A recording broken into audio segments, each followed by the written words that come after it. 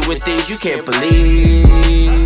It's the 3-Man Weave. What's good people out there in the world? We are back with a brand new episode 24. You got your favorite guys from your favorite podcast, the 3-Man Weave podcast. It's your boy Cannon.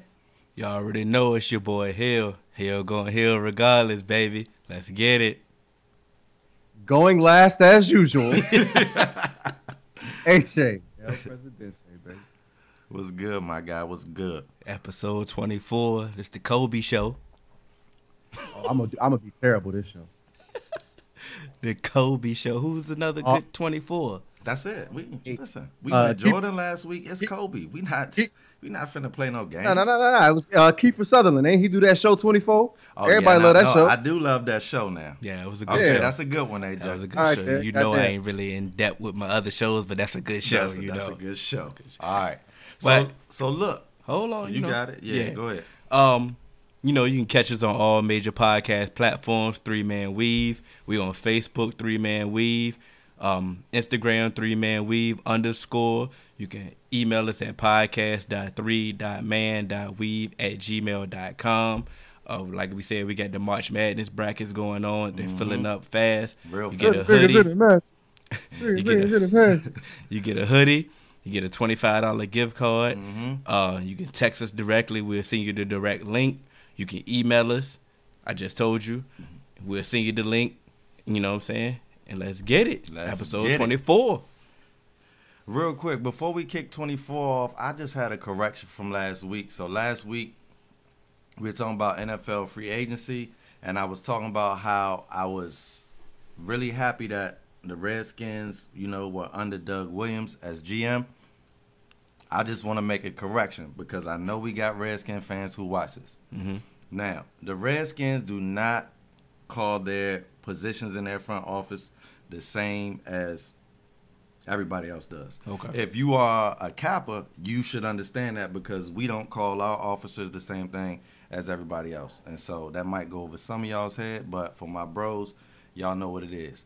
But his official title is VP of Player Personnel. But the buck does stop with him for signing and obtaining and getting rid of players. Just wanted to make that correction.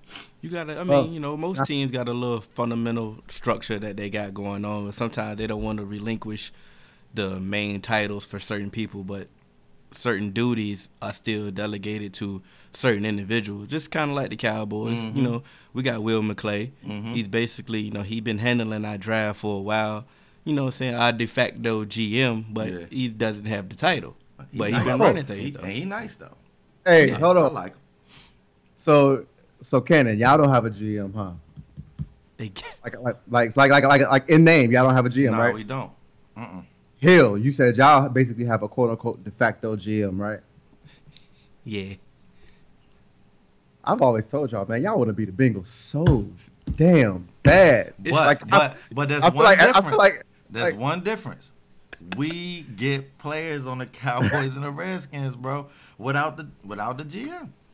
I'm just saying, I just see the way that the mold, no wonder we all mediocre because it's like, hey, but y'all modeling y'all stuff after the wrong franchise. Nah, Jerry has an ego problem.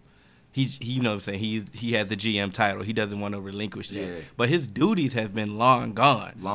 And so Mike Brown, he has that ego problem where he don't want to spend a whole lot of money and get a winner without spending a whole lot of money.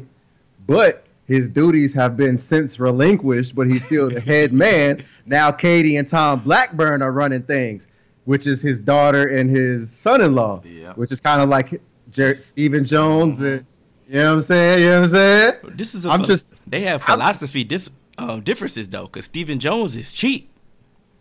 Stephen Jones, Jerry Jones' son, he's cheap. Jerry is ready to. He go for the gusto. Yeah. Jerry would have bought everybody by now.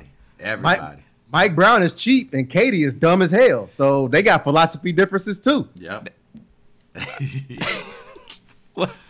See, this is why our text group is mediocre teams. Yeah. And at the end of the day, he proved the point. He did. Yeah. So I tried. I mean, you always got to try to fight it. But at the end of the day, you can't fight it. And I feel like the Redskins just didn't want to say publicly they had a GM because of what happened the last time we had a GM. Yeah. They lied on him. Scott. Tried to make him seem like an alcoholic when he wasn't. Like, it was a bad ending. I did Scott dirty on that. And he was doing a good job, so I did not understand that. I didn't, but... When egos clash... Yeah, egos. That's the greater good always, gets under the rug with these egos because they ain't really. Man. But one thing, Doug spent a lot of time with him, and Doug, he took a lot of his philosophy with him. Learned a lot from Scott. So. Doug understand. He's historic with the Redskin franchise, so I don't see him really leaving. Mm-hmm. In contrast, Will McClay been getting a lot of interviews. But like I said, he getting paid GM money. Yeah, y'all be a fool to let him go. Oh, damn fools. Will McClay saved our lives, bro. Yes, he did, son. But let's get to it. What you got, AJ? We gonna start off where we kind of left off last week. We talked about this fight. We talked about Mikey and Errol. Mm-hmm. So it's only right we do a quick little recap and okay. Talk about this weekend's events. You did? Yes, sir. And it was in Jerry's world. They packed that thing out. It was had was the definitely stars a venue. out. It was what I'm saying. It was a good fight. Hey, like I told y'all, Mikey was gonna fight. Yeah. And Mikey showed up.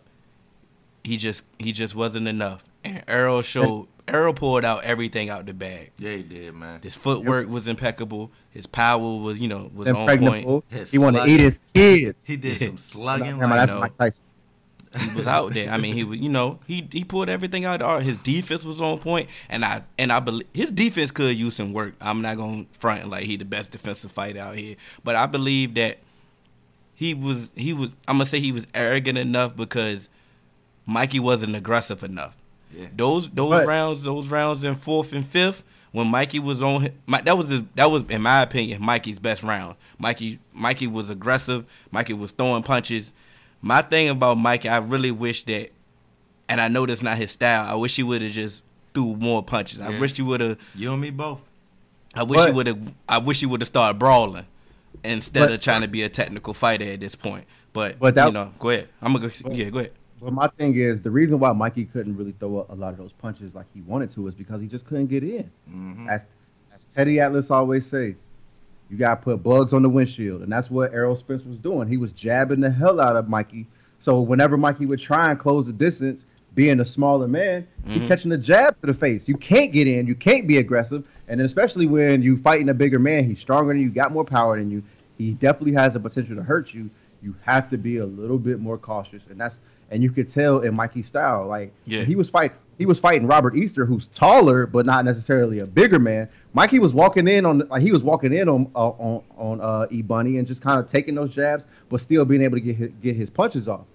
Errol is a taller man and he's a bigger man, and so those punches he's strong. It hit a little bit different when you go up 2 weight classes, and that was his issue. Is the truth. Mikey said that. Yeah.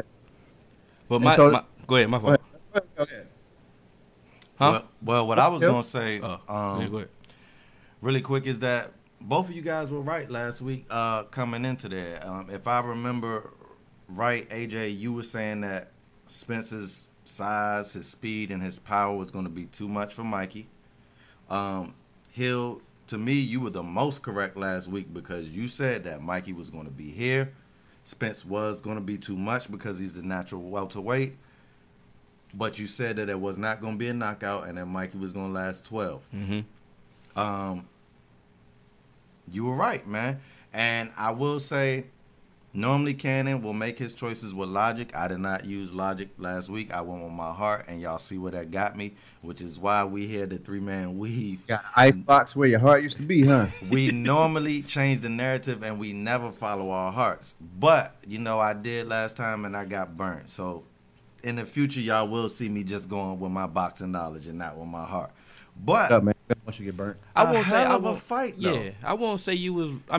A lot of people picked Mikey. But I picked Mikey to knock out Spink, so I was wrong. I was dead wrong. You definitely wrong on that. So but I can admit. But then also, Supposed to. But There's a lot of people let, out here not admit. let's not forget, Errol Spence is probably one of the bigger welterweights in this division. Errol Spence probably walk around at like 170, between 160 and 170. Mm-hmm. So with Mikey coming up and then dealing with just a naturally bigger man, but still being able to take a lot of these punches, he did get hurt a couple times in the fight, but he was able to show the heart. He was able to fight through it. Some of these smaller welterweights, Sean Porter, hey, y'all better be on notice, bro. Yeah, I'm scared for him. He won it. Be careful what you ask for, because he may have looked bad against Errol Spence, but y'all been ducking Errol Spence for a reason. Exactly, and Mikey just came up to fight him. He came up 2 weight classes to fight this man.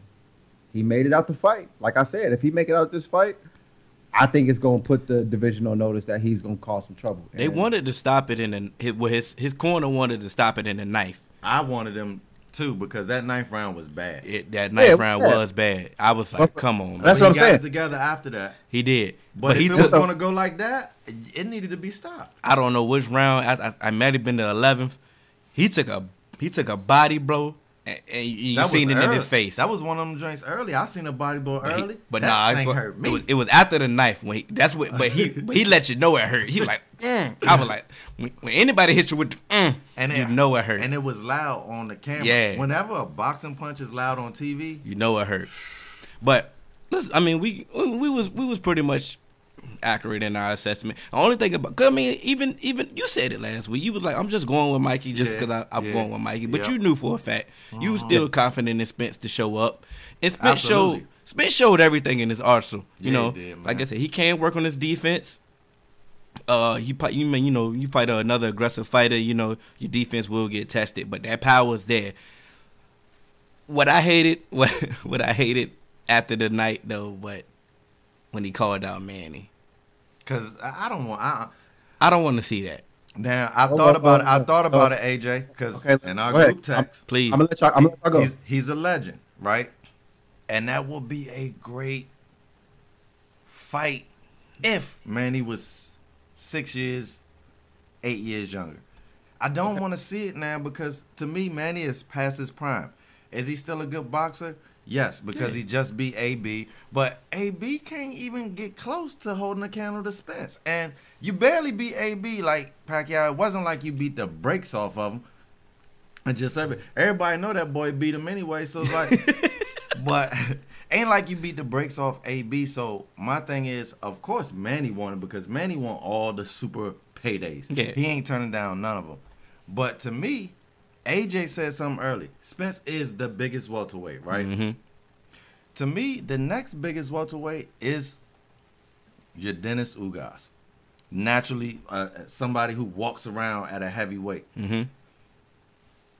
I would like to see them two fight. I know y'all probably don't want to see it because he don't have the experience and I all of that.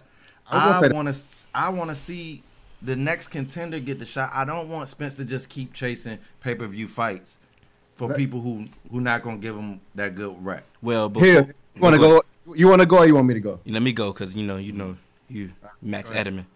Do your thing. On paper, yeah, the Ugas fight. Damn. Hit the joint. All right. Now we good. On paper, like you say, style, size, yeah. But if you've been dealing with people ducking you, yeah, I feel you on that. I got to go for these big fights. Like I said, I got to go for these big fights. That. Jerry Jones is loving me right now, and he want to have all my fights in Dallas. Mm-hmm.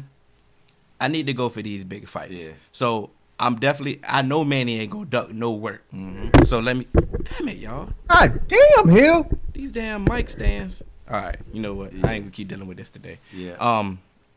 You know Manny ain't gonna duck no work. Mm-hmm. So you call out Manny, you know what time it is. Mm-hmm.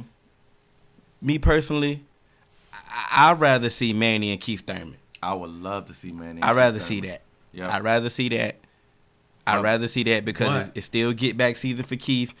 And that Manny that I seen against AB, yeah, you beat AB, you beat him convincingly. That wasn't a good Manny. I'm gonna stand on that. That wasn't a good Manny. I just said that.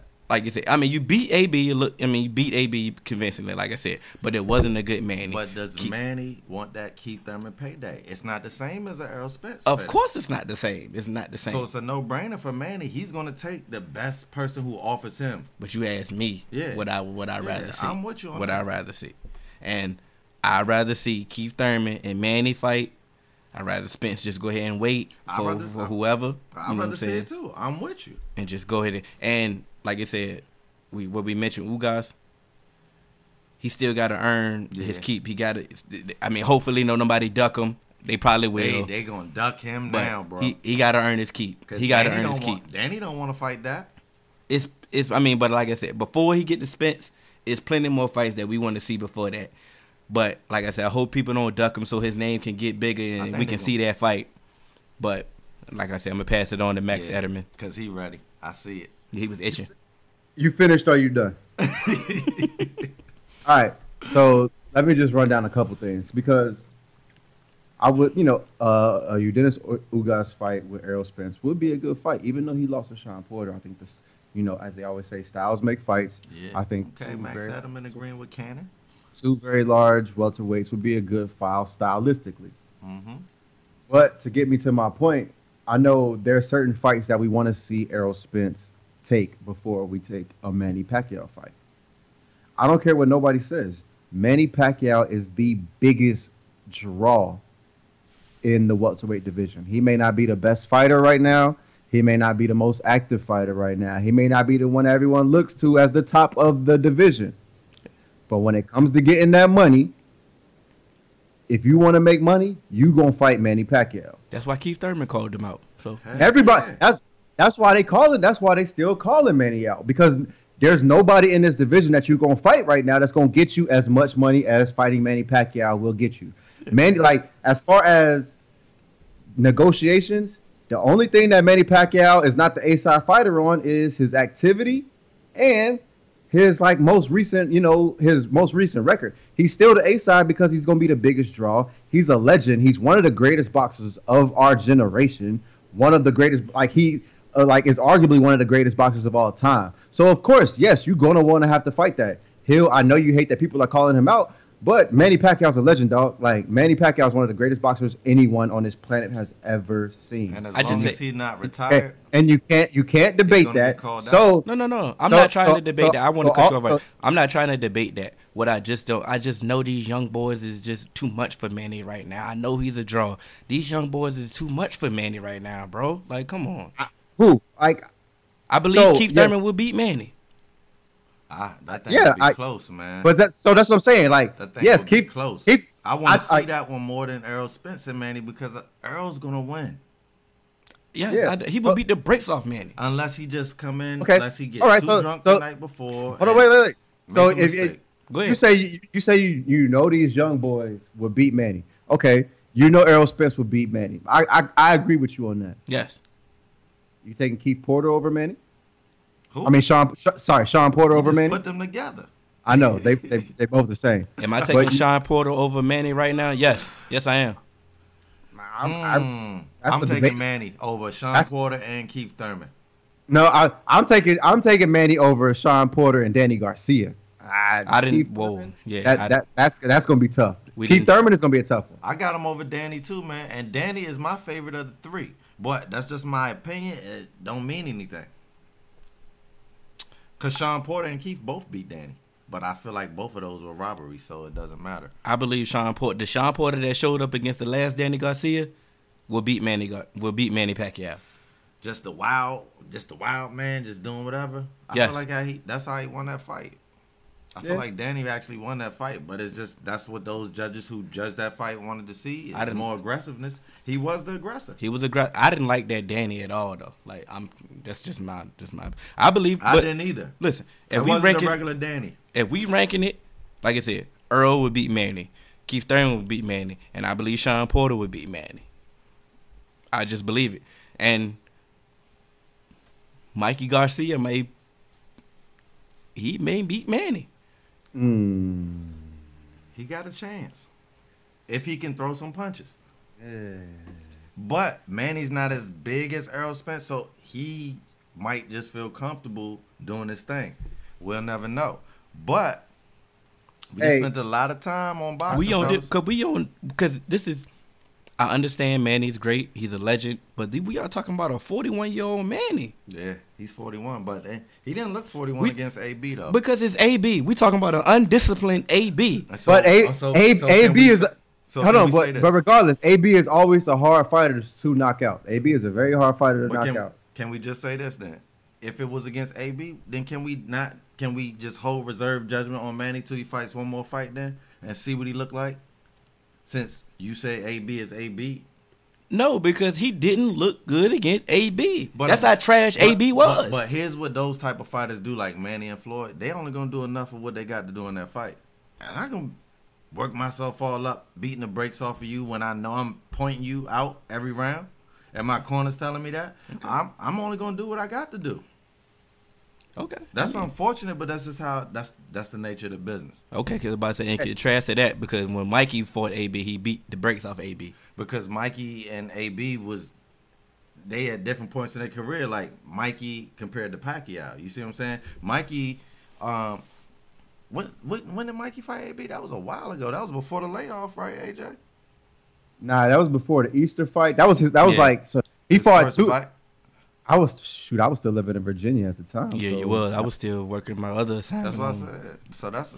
It was a while ago, but I'm just saying, I remember these fights vividly, and I'm just saying, Mikey had something to prove, man. I can't remember if it was before his layoff or after his layoff, but either before or after, he's trying to prove something because he wanted to become his own boss. Like you said, when you asked us this weekend, who was this promoter? Himself, because he worked that hard to get there. All right, so now just kind of like to move along and kind of got me on like a topic of something to prove. Okay, what's up? Russell Westbrook got to chill the hell out, yo. What'd he do now? He got another. They got a 16th technical foul. That tech he got trying to just chest bump Klay Thompson. That was so stupid. Like, what is he doing? He lucky that was Klay Thompson, and it wasn't me. He knew it was Klay Thompson. Exactly. I'm punching him in the face. Because you know what's funny? Like Klay Thompson, Klay Thompson got that board, but if him because Boogie was right there, if him and Boogie switch spots, he would have never did that to Boogie. He would have never did that to Boogie. He would have never did that. Of course not. And like to me, like I get a lot of flack with this, but I always said Kevin Garnett was always selling wolf tickets. To me, Kevin Garnett was a sucker for real. To me too. I won't go that far. To me, I'm talking about basketball. Yeah, no, I'm not talking about basketball. I'm just talking about just like as far as the mentality that he tried to portray. Like, I'm not the mentality, but the aura and the persona he tried to put out there as this tough guy. I just always felt he was a sucker for real. Yes. And it really got exposed when he said "La tastes like Cheerios," even though I'm pretty sure she tastes like Cinnamon Toast Crunch. You are terrible, man. It really got exposed when he said that. Carmelo was at the bus. What's up? He was about that action. He was nowhere to be found. And to me, just personally, I just feel Russell Westbrook is all that. He's all intensity to try and get you to back down before anything ever really, really pops off. I just feel as if he's gonna give you that energy just to be like, oh, this dude, he about it. Yeah, man. There's plenty of people that have beat the brakes off of Russell Westbrook. Absolutely. Can I just say one thing about this KG thing? What do you think? I want to say, and I got a witness too. One of our loyal followers was there, Dave the Crusher. Mm-hmm. I took him with me to the Peach Jam. I don't know which year it was. For those who don't know, the Peach Jam is the Nike EYBL AAU Championship. Mm-hmm. So I took Dave the Crusher with me one year because he was trying to get into the business. He wanted to learn about the business, so I took it. And he was actually a media runner for us that year where he would like run the stats to media row. He actually got to meet Roy Williams and Coach K. Roy Williams was his favorite coach. But going back to my point, I'm doing a game, right? Kevin Garnett's agent comes right to me. And the way that the Peach Jam is set up different than any other basketball court. At most basketball courts, you have a table at the side of the court, and the people who work the game sit at the table. At the Peach Jam event, they have like an extended bleacher that's a part of the regular bleachers, and that serves as the table. So it's like when you sit at that bleacher to work the game, the fans who are in the first couple rows have 100% access to you. Okay. And so because I was doing the stats, like everybody wants to lean over my shoulder. And most times it's big name people who end up sitting beside me at these type of events. And so it's Kevin Garnett's agent, right? And so Dave the Crusher, he was like a Kevin Garnett fan. So he's like, you know, I love KG and all of this. And so at the dead ball, I turn around and I say, look, man, I got to keep it 100, man. I said the exact same thing that AJ just said. I said, to me, Kevin Garnett is a sucker, bro. And I said, I'm not talking about basketball. His agent got offended. Mm-hmm. And I said, I'm not talking about basketball, so don't get me wrong, because I'm pretty sure he could play basketball. He probably could whip me too, maybe. You know, I don't know. But the thing about Kevin Durant is... Thank you, my guy.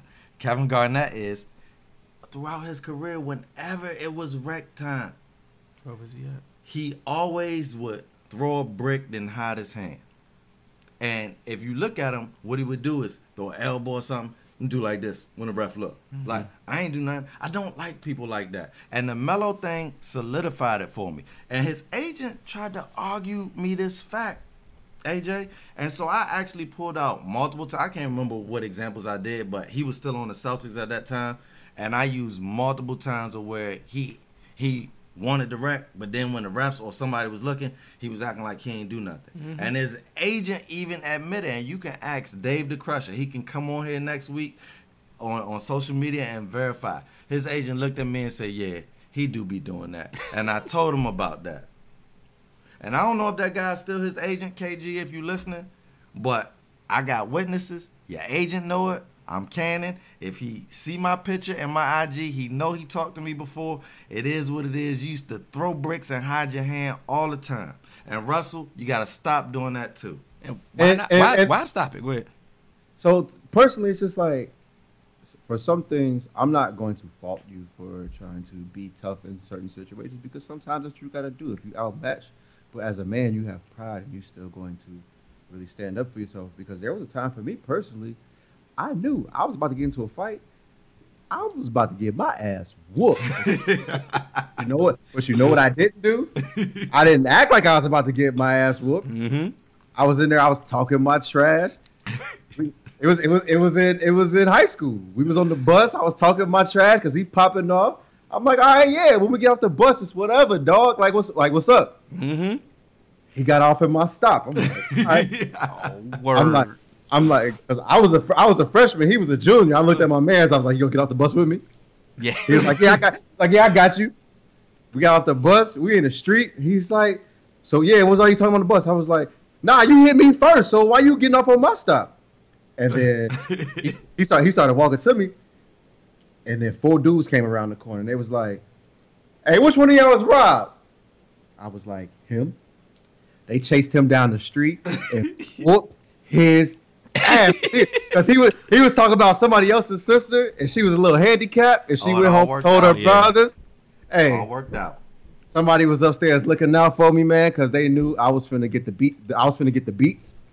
But being a great human being, great karma. Yeah, exactly. Everything out of my favor. You know, I still keep the baby face intact. You dig what I'm saying? Yeah. And he got his. They stomped him out. I'm talking about boots to back all night, baby. But how you was fully committed it's just like Russell Westbrook. No, it's a little bit different. But see, and that's my issue with Russell Westbrook. It's the karma. He don't treat everybody like that. Russell just be spazzing for everybody. Because Russell spazzed like he know he gonna beat everybody. Yeah. I was spazzing to protect myself. Exactly. True. But once again, this is the new NBA, which is soft. He know ain't nobody gonna. He know ain't nobody gonna fight him. You're right, Cannon. He know ain't nobody gonna fight him. So I can go around playing bully ball. I can go around talking like I'm about to beat the brakes off you, and I know for a fact that ain't nothing gonna happen. Westbrook been in this. He been in the league how long? He ain't threw not one punch yet. Because honestly, man, Adam Silver's not playing with these dudes. If you throw a punch in this NBA, you might be done forever. Pat Beverly. That's a lie. Pat Beverly. Serge Ibaka, he been punching everybody. My fault. But Pat Beverly right. didn't mess up Westbrook's knee. And ain't never back down. And you ain't punched this man yet. He wanted to. He's scared of. He slapped. No, he don't. What you say? He slapped that scores table. He was pissed. He slapped the scores table, And not look, Patrick Beverly. And I would have slapped Patrick Beverly. And he had my knee injury too, so I know exactly what he went through. Because he had the meniscus. You'd had plenty of opportunities to slap anybody. First off, you went out. You went And full Pat speed at Clay. And Pat been going at him since he been back. Ain't never backed down not once. Ever. Now, that's one dude. Now, I would punch Pat Beverly in the face too. But you gonna wreck with Pat Beverly. But I understand that he gonna wreck. So I believe, for some reason, I believe in him. Oh, I believe in him. Yeah, you gonna wreck with Pat Beverly. But he getting punched in the face. Man, that's cool. Hey, I believe. You know, whenever you look at a Russell Westbrook altercation, Steven Adams' strong ass is the first one to pull everybody away, and everybody's scared of Steven Adams because I don't know why he that strong. He is that strong. Yeah. And he just looked like he lived a hard life wherever he come from. It looks real. It look rough over there. I believe it, man. I believe everything about Steven. I don't want no smoke with Steven Adams either. I'm calming down too. If that's the case. Steven Adams got gold teeth. He scared me. Hey, but that's what I used to do back in the day. Trey. I had my homeboy Trey. Yeah. Trey was big. Hey, I'm scared of Trey. Anybody mess with Trey? I used to talk whatever. Yeah. Trey there.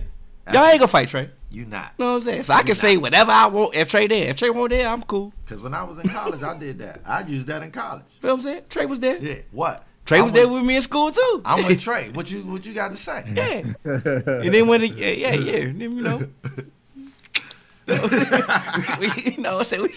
we got it. We can move on. Hey, look. And Trey had Lakers. everything. Yeah, Trey had everything. We're gonna save that.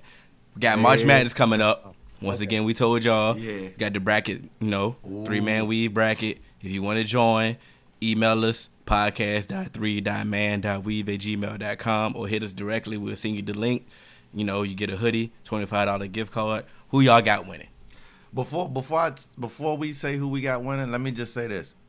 The 3-man weave, myself, AJ, and Hill cannot win. Yes, we're in the bracket challenge just so you can see yourselves against us. If one or all three of us place 1, 2, and 3, which we probably will because we that nice, number 4 will get the prize, okay? All right, just want y'all to know that y'all still gonna win and we not gonna cheat y'all. Yeah, we ain't gonna cheat the people. Who gonna win? Who you got winning? The tournament? Yeah. I'm rolling with my guy. You still rolling with Zion, Duke? bro. I'm still rolling with Duke? I'm rolling with Zion. I'm not rolling with Duke. I'm rolling with Zion because, bro, let me tell you something about this guy. How many people have you ever seen come back from a 3-week layoff from a knee injury when you're a premier dunker? Come back and be 13-13 from the floor in the ACC tournament. That was impressive. It's nothing I can say about it. That was impressive.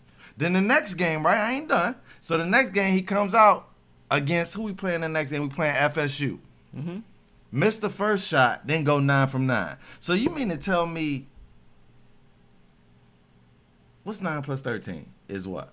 What I'm not about to do is do math. It's about 20. It's close to 3-man weave. We don't go above 3. It's 22, something like that.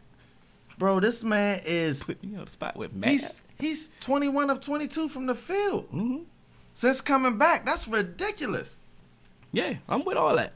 Blocks, steals, 14 boards. If you've looked at Duke play without this man, They're different. Bro, I don't know. I don't got him getting past the second round. They different. But with this dude, I'm not sure if anybody can beat him because I don't care what defense you got. You can have that Syracuse legitimate zone that they run. I mean, I seen him throw the ball into this man, and this man take one dribble and was already laying it up or dunking it. He wasn't giving the zone anytime. He wasn't giving man-to-man anytime. Whatever you do, and if worst come to worst, he's the best three-point shooter on the Duke team. And as much as he's not a 3-point shooter at all, AJ, because I see your face. He's not good. But this year, Duke has no 3-point shooters. He is the best one. Yeah. RJ is bricking at 3. Cam Reddish can't get I'm done with you, Cam Reddish.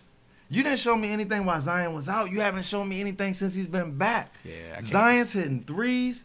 He's in the paint. He's dunking. I'm rolling with Duke to the end. I'm rolling with the team that beat them already when they was full strength. Mark Few, let's get it. Gonzaga, let's get it. Okay. Let's get Gonzaga just struggled. It's Mark Few time. It's tournament time, baby. Okay. It's different. Just like, hey, Michigan State, you know what time it is. You don't care what record. Once they get in the tournament, Izzo. You feel what I'm saying? I thought about shanking them in my bracket earlier, and I said, it's just certain teams. Izzo. Like you said, you know when Michigan State get in that tournament, they tough. They come in the brawl, baby. You know what I'm saying? And I got them, you know what I'm saying? They gonna ruffle some feathers too. I like that phrase. Hill. What? Which one? Ruffle some feathers. You know how it go. You know what I'm saying? The balls just come, baby. You know, I already know. But yeah, I'm going with Gonzaga. Because it's like I said, Mark Few time. To win it all. So a mid-major from Hill to win it all. Yeah. Oh, I know I'm winning this bracket. Okay, who you got, AJ? Same team I picked earlier in the podcast. Remember I picked UVA? Michigan. Oh. I said I like what Michigan was doing. They had the mixture of experience. That's a nice squad. I like that squad. Potential NBA talent. They've been there before. I'm still picking Michigan. Okay. I gotta stick with them. I respect that. I'll take Michigan over. Listen, I know that Gonzaga beat Duke at the Maui tournament. Yeah. At the Maui Challenge. What's the official name of that? Yeah, it was the Maui Invitational. Yeah, Maui Invitational. That's the word I was looking for. Yeah, they got him there. But also, that's when Coach K still thought that R.J. Barrett was the finisher, bro. R.J. Barrett, he had 5 chances at the end of that game and tricked all of them up. That ain't happening this time. We going to Zion for sure.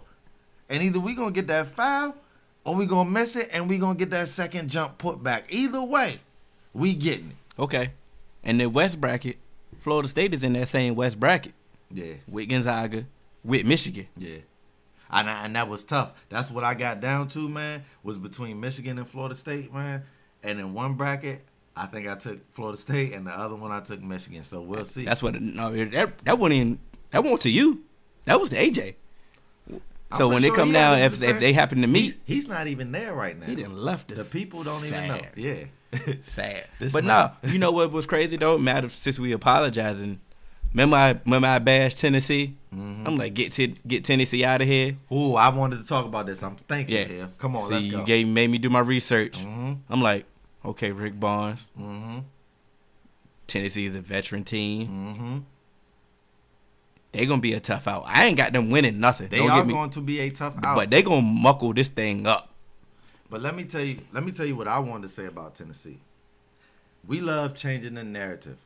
Mm-hmm. Now, I don't remember what episode it was, but remember when I was talking about how when Tennessee first beat Kentucky, and I was like, I like Tennessee. Mm-hmm. And I knew Rick Barnes was their coach, but I told y'all that Bruce Pearl started that down there. Yeah. And what I was talking about was the culture, because Bruce Pearl was there when Pat was still alive. Mm-hmm. And they had the men's team and the women's team. They were a problem at Tennessee. Yeah. I can't remember because it was so long ago. They fired him for something to do with students, I think. Yeah, it was some investigation that he messed up on. Either way, it was petty.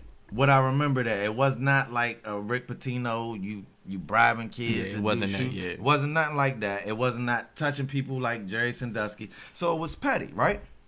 So this is my thing. He sets the culture out there in Tennessee, right? Mm-hmm.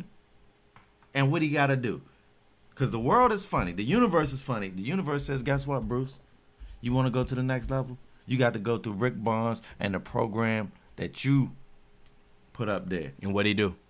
Man, they spanked them boys. And I was scared for a second because it was close. But in that second half, Bruce Pearl came out and he told Rick Barnes, I started this, man. And I was proud of Bruce. And I think Auburn is going to be a tough out in this tournament. Man. They're gonna be tough too. Like I said, I ain't got neither one of these teams none of these teams winning, but this one is gonna be March Madness, baby. And this is, I'm telling you, March Madness is shutting down life. Yeah. Free agency. Hey, these free agents that haven't signed, Yeah. y'all ain't about to get signed.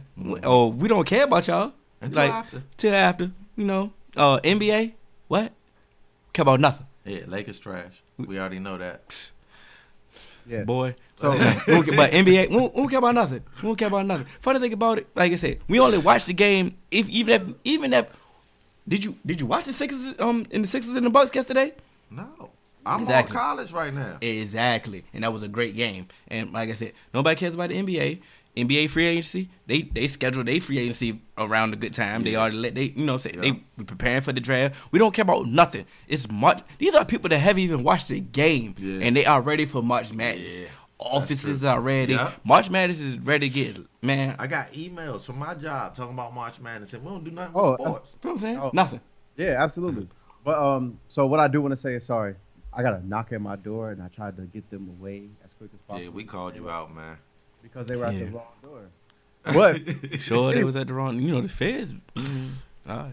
yeah, nah, we living clean right now. I don't do none of that no more. Anyway, but yeah, so I just believe this. I think this tournament, for some reason, there's just so much hype around it because you have that one team with all the stars on it, but they still have the potential to lose. That this tournament is probably gonna be one of the best tournaments we've seen in a while. I'm with you on that. I'm with you on that, AJ. Like literally, I think this is going to be one of the best tournaments we've seen in a while, just from a top to bottom competitive standpoint. Because we're going to get our upsets, we're going to get in those Elite Eight, Final Four games, and it's just going to be some matchups that you are just going to be excited to see. Is there a Cinderella this year?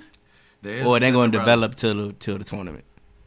I think Murray State got potential to be a Cinderella, and I had to look at my bracket. There was one other team I think that got potential. I'm not gonna tell you. I'm not gonna tell y'all what the Cinderella is because they're in my bracket right now. So y'all just gonna have to wait until the tournament's over so I can, expound. Oh, we being secretive. But I also know like Yeah. this team is, I think, is a 6 seed, but Iowa State is a problem this year, bro.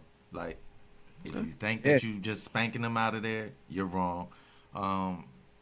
Buffalo is a problem also. A lot of the 6th and 5th seeds, those teams are going. They got potential. I think it's going to be a chalk year, man. What's think- that? What's that mean? That means the team that's supposed to win, all that's four going to win. wins. Of course, because Duke is supposed to win, so I'm with you on that hill. But once we get to, like you said, Gonzaga #1 seed. You think Yeah, I ain't they're supposed to yeah. win too. That's That's what the I'm saying. only mid-major that's supposed to win. Man, look, March Madness. And I don't like Mark Few, man. Not because he's not good. So I just personally got something against him. Dang. I don't know why. Maybe it's because he could have left Gonzaga a long time ago and he just stays there. All right. Well, look. Hey, Go But ahead. personally, I'll never just go chalk just because personally, Something going to happen. there's always gonna be something that Yeah. happens, and it's just like, it gets too tough going late in the tournament. So who you said you taking who again? Let's remind the people. AJ is taking Michigan. I had to say it for him because he won't say it. You want to say it? I, Yeah. I thought you was talking, my nigga. My I mean, fault. my guy. I thought you. Dang. But look, AJ got Michigan. I got Gonzaga. I got Zion, not Duke, but Zion. Listen. All right, can we wrap this up with what I've been wanting to do for like the past 2 weeks? Yes, we can. Let's get it. My YouTube viewers, I see I got my Laker gear on. I might as well be wearing a suit. You know what I'm saying? Yeah, I'm going to a funeral. This is not what the season that I thought was going to be. And, like, I'm frustrated. But you're a new Laker fan. You here to stay. Yep. That's fine. Yep. What I want to do first, I want to ask a non-Laker fan that's on the outside that doesn't have any biasness in this situation. He should be objective. Yeah, he should be. But I mean, he's a rival team, Yeah. so let's see. what I want to see. Let's rank, because it's a whole lot of people that get the blame for this Laker mess. Go ahead and rank the Lakers. Who's at fault for the Lakers, AJ? And then I'm gonna pass it to you, and then we can, we're gonna talk. I'm a Magic, Rob Pelinka, Mm. Mm-hmm. Bron, He's spot on. That's so and funny. then Luke. Yep. God damn. Any reason why you went that order? I mean, I believe Magic drafted how many people on this team? Like out of all these players, 2. I mean, just a young core. So like Two. Zoe Brandon and Kuzma. Yeah. That's it. So he drafted Zoe and Kuzma. He didn't draft Bi, right? No. No. B.I. was there before he got there. We drafted Svi, who's gone. Yeah, but they gone. Yeah, I know. But Zubac, But gone. he did bring those, so we gave him credit. I don't know who made them leave. So he drafted them. He brought in all these other players. You know, the Rondos, Michael Beasley, all of that. Knowing when you construct a team around LeBron, you need shooters. But everyone wanted to say, "Oh, we're gonna get Bron off the ball now, and we're gonna make sure we get playmakers around him who can create, et cetera, et cetera." No, you need shooters around LeBron because what happened? Bron ended up being back on the ball. So to me, Magic has to bear the brunt of this blame. Then I'm going Pelinka because Magic was your guy. Magic, you put your trust in Magic. You said he was going to do all of this, and he was going to bring all these players in. So this is your guy that you put in trust. So you got to give him the brain. And then Bron, you the best. You the best out there. You that guy. So we gotta give Bron this blame. Yep. And Luke, you the coach, dog. Why you can't get everybody in line? That's well said, AJ. I'm going to piggyback right off of you. I'm going Magic number 1, Rob number 2, Bron number 3, Luke number 4. For slightly different reasons. Going Magic first and foremost because the Lake Show brought you in to be the face, to recruit players, to bring players in, to be the culture setter, the tone setter. And what you do, you bring in a player and let him do your job. So automatically you got to get the blame for that. Rob, you are the GM, right? Rob is the GM? Yep. You getting the blame because you publicly told the players on your team that I'll trade every single last one of you except for LeBron to get Anthony Davis. And that, my friend, is what caused the rift between the Lakers and LeBron. Now, I'm going to go Bron number 3 because, bro, I've been with you longer than Hill, longer than most people who are Laker fans. Bro, when are you going to stop and just play basketball? Because you always messing with the chemistry of the team. Let's go back and look at history. Mm-hmm. Thank you, please. You begged them to get rid of Larry Hughes. You wanted Antoine Jameson. Then you lost when you got him because he just didn't fit. You go to Miami. You do the same thing. Shift this person out. Bring this person in. Okay, you got your chips there because you and Wade were young in your prime, and Spo was a good coach, you know, for you at the time. You come to Cleveland, you ship the number 1 draft pick out. You had a chance to play with the number 1 draft pick. So they had 2 of them. You had Kyrie, you had Andrew Wiggins, and yourself. That would have been the first time in history 3 number 1 draft picks ever suit up on the same team. What you do? You don't even want to test that out, LeBron. Mm-hmm. You shipped him out. You didn't even want to see this man play. You shipped him out for Kevin Love. Kevin Love came in there and was not an offensive threat for you. Yeah, he did put up points and he did do LeBron is a terrible GM. Awful GM. And this is my thing. That's why I started with Magic, because why are you letting someone else do your job, Magic? Have some guts. Yes, he is LeBron. Yes, he is a big-time player. But the reason that the Lakers brought you in and asked you to recruit him because they thought that you could put this man in his place, something that, what's that foreign coach, David Black couldn't do, and Tyronn Lue couldn't do. They thought that you would be able to do this. And what you do?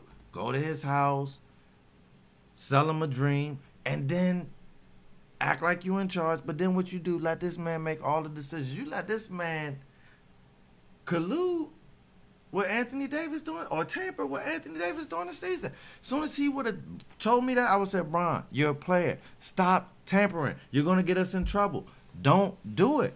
Nobody's checking Bron. Where are the checks and balances?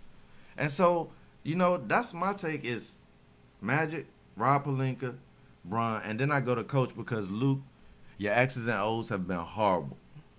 Zubac damn near saved your season. I don't even curse on this daggone show. But Zubac was saving your season, and then you, Magic and Rob, come in and get rid of him. It's like, okay, that's the one thing he got going without Bron is Zubac. Let me get rid of that too. And so, like Hill said, I'm new to the Lakers. And I committed to the Lakers when I came here. I said, I'm just not following Bron. I'm with the Lakers. And y'all disappointing me, man. But I'm not leaving. Mm-hmm. I'm here to the end because I'm a man of my word. I'm going to stay. But, dang, I feel like I'm in Cleveland. Y'all finished? I'm done. The number one got to be LeBron James. No. Number one got to be LeBron James. Number two got to be Luke Walton. Number three got to be Magic Johnson. Number four got to be Rob Pelinka. And when I say by Bron, don't get nothing twisted. Bron balled. If we want to be realistic, the Lakers' problem was injuries. I mean, so how? Go ahead. I'm sorry. Keep going. Because he let us talk. Yeah. My bad. When it came to LeBron, he hasn't, like Brian said, he hasn't switched up nothing that he's done his whole career. You got to assess the roster. These are kids. The core of this roster are young men. They're young. You cannot pull this same veteran move. You cannot pull the same move that you've been doing your whole career on these kids. They ruin their whole psyche. Mm-hmm. Like when you was with Cleveland and you was begging, oh, we need a point guard. We need this. We need that. And you just publicly saying that. You had a veteran team. Yeah. They've been professionals. Mm-hmm. They understand that, hey, I got to tune this stuff out and I got to go play. Yep. You dealing with kids over here and you messing with their psyche. Yep. And you ruin that. So they all expendable. So, yeah, and like you said, we all know what time it is. Like you said, we want to blame, like, okay, Magic is a happy-go-lucky guy. You know what I'm saying? His whole job was to bring superstars. He don't have nothing else. Bring superstars. Yeah. Yep. So when you get LeBron James in, the allure of a LeBron James it takes over. Mm-hmm. So you like, okay, what do I got to do to make him happy? What do I got to do to make this work? So you fold under that. Yeah, he trying. So that's why I blame Bron the most. Like you look at what he was doing, like so his passive aggressiveness again, sending statements out between, aggressive people, man. Statements by, his camp. Why can't you just say it? You feel what I'm saying? He been doing this all year. Even when they was winning, he was throwing out stuff. Bron, so, and you, like I said, you had to assess this team. I'm not saying, I understand. Look, like I said, I wanted to do whatever you had to do to go get Anthony Davis. I understand. But the fallout in that, when you miss, now you got to start catering to these dudes, dog. Like you give what it is. Now, Luke. Let's go ahead and get to Luke. First and foremost, it was quite simple how they built this roster. They gave you a plan on how they was building this roster. They wanted playmakers around. They wanted Bron off the ball. They wanted Bron less minutes. Mm-hmm. Less minutes, you figure you're going to get less minutes, you're going to get more Bron. Because he's not playing an ounce of defense, let's be honest. An ounce. So, the rotation that he was doing with certain people, like, it took injuries for him to figure out how to use people. To even try to start Zubac. Zubac wasn't even playing till injuries occurred.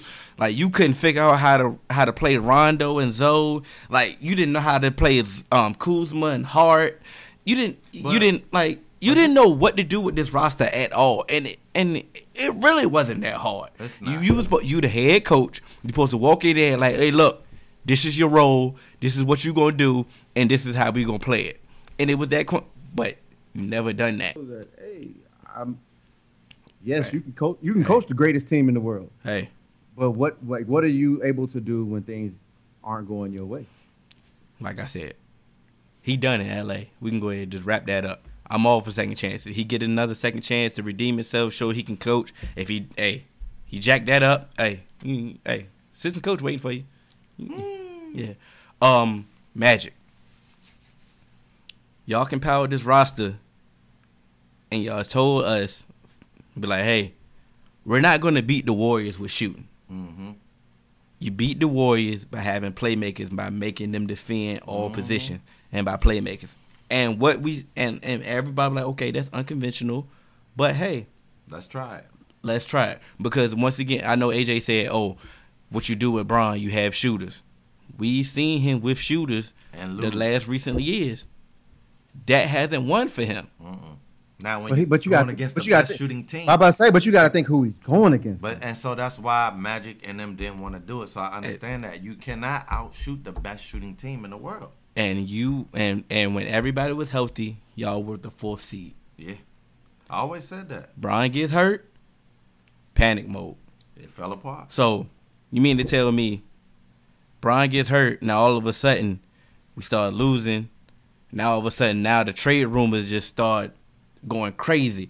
Now all of a sudden, you don't get Anthony Davis. So then you just trade for Reggie Bullock. That's why I didn't understand, bro. Why are you trading for players that's not even playing right now? Reggie Bullock playing. He's trash. Bro, I ain't even talking about Bullock. Who's the guy that they traded? But then you trade. Who's the guy that they traded Zubac for? You trade Zubac for Muscala. That's all. I don't even know his name. He don't even play. Like and he played. Zubac He played. Was playing. Bro. But you panic, cause then all of a sudden, oh, let's go get some shooters. And let's try to do this thing. But and what happened was, you going to get shooters?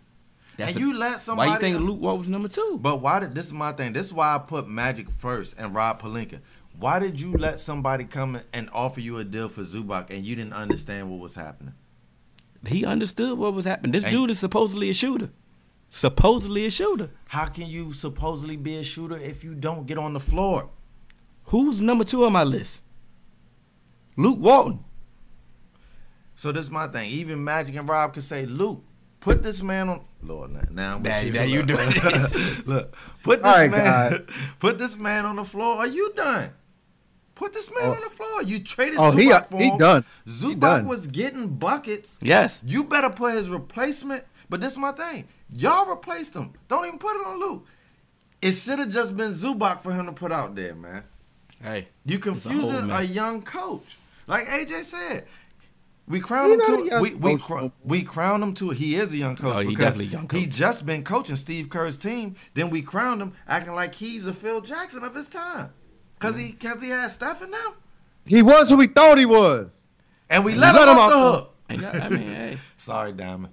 Go ahead. But give her a shout out. But I mean, she gonna get it. When we get to Bron done the same thing his whole entire career, and it didn't work, and it ruined everything, and it was a trickle down effect. He ruined the morale of the team. He ruined the psyche of the team. He ruined everything. So everybody panicked. Rob panicked. Magic panicked. Luke panicked. Everybody panicked. And when you a leader of the team, you supposed to bring everybody together. And all you really did was spread everybody more apart. And on top of that, you're not even playing defense. Like, you're not doing none of the little things that you asking everybody else to do. All you doing is stat, you know what I'm saying, stuff in the stat sheet and then making it seem for your core fans and make it seem like, oh, Bron's still balling. What everybody else doing? You know what I'm saying? When I see Bron getting the 27 points, I'm not impressed because what always made me a Bron fan is his whole career and me following him is the fact that he played both sides of the ball. And I'm not saying that he always been the best on-ball defender because he's not. But the effort has always been there.